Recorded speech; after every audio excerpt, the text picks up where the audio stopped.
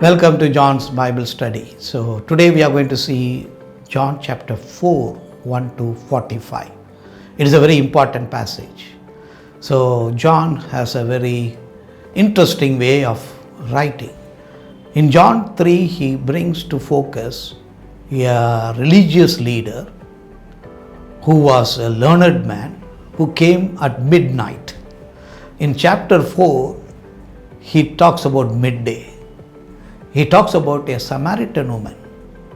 So here we see Lord Jesus Christ took special interest to be available to this Samaritan woman who was living in sin. She was afraid of the community or the society, and she used to come to fetch water only in the noontime when no one else were available, or she did not want to hear the gossip of the other women. So Lord Jesus Christ knew this woman will come alone in the afternoon to fetch water. So he was there.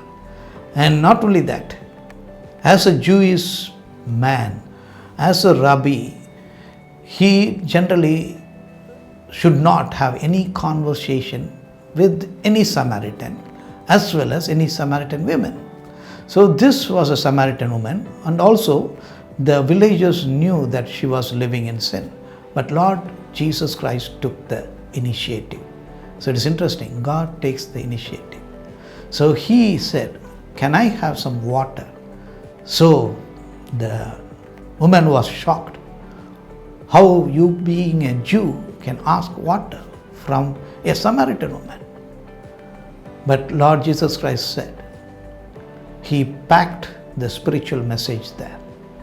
If you know with whom you are talking, you would have asked for the living water, that you may not come again and again here. So the Lord Jesus Christ was talking about the spiritual gospel, that is the living water.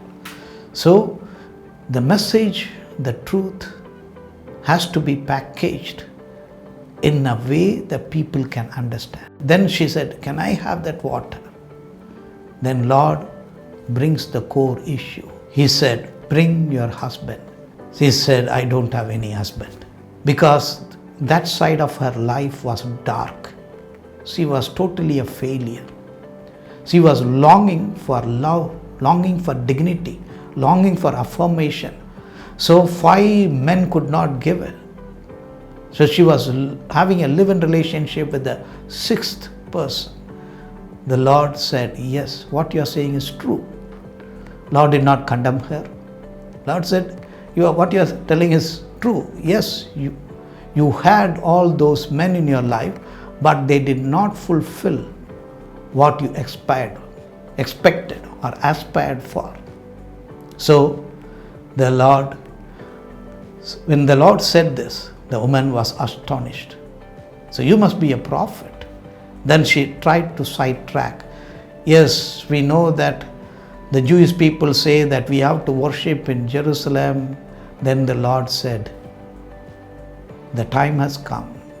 Anyone can worship the Lord anywhere in truth and in spirit." So the great truth was spoken to the Samaritan woman. She was excited. So then the Lord revealed himself. So you are searching, you are expecting a Messiah. I am the Messiah. So she was so excited because the Messiah revealed himself to a sinful, marginalized woman. And she went into the village and told everyone, "So this is a prophet. This is the Messiah who told about me, about my past life. So you have seen, but he has not seen, but he said that." So everybody came and wanted Lord Jesus Christ to stay and teach them. So the disciples were astonished. What is happening? But Lord Jesus Christ knew the mission. So Lord Jesus Christ wants to give us a new life.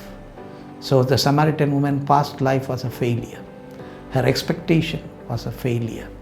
In the society eyes, she was a fallen woman, and her all her desires were not met. But when she comes to Lord Jesus Christ, her life is transformed. So she can receive the living water, the love, the eternal love, grace, the wisdom of God abundantly, which is inexhaustible. So in our life also, if we have expectation, desire, aspiration from human source, it will fail. All our aspirations, all our longings can be only fulfilled in Lord Jesus Christ. So God, as Lord said, let us worship Him in truth and in spirit. May God bless you.